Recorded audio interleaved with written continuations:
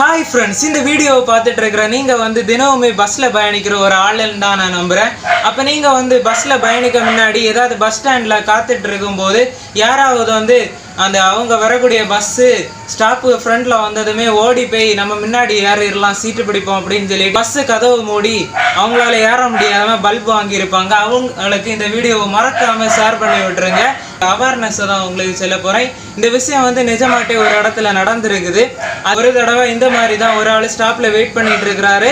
அந்த பஸ் அங்கே தூரத்துலேருந்து வாரதை பார்த்ததுமே நம்ம ஃப்ரண்ட்டில் போய் சீட்டு பிடிச்சிடும் அப்படின்னு சொல்லிட்டு ஸ்டாப்பு முன்னாடி பஸ்ஸு நிற்க முன்னாடியே பஸ்ஸு பின்னாடியிலேருந்தே ஓடி ஓடி வராரு. அந்த நேரம் பார்த்து பேக்லேருந்து அந்த பஸ் என்ன செஞ்சுட்டுனா சைடில் ஏறதுல இவரை இடிச்சு இவருக்கு ஆக்சிடென்ட் ஆகி இப்போ முடியாத ஒரு நிலைமையில அவர் இப்போ கஷ்டப்பட்டுட்டு இருக்காரு. இந்த வீடியோ பார்த்துட்டோம் முன்னாடி பஸ்ஸுக்கு பின்னால் ஓடி போய் ஏறி ஆக்சிடென்ட் ஆகிடாதீங்க ஃப்ரெண்ட்ஸ்.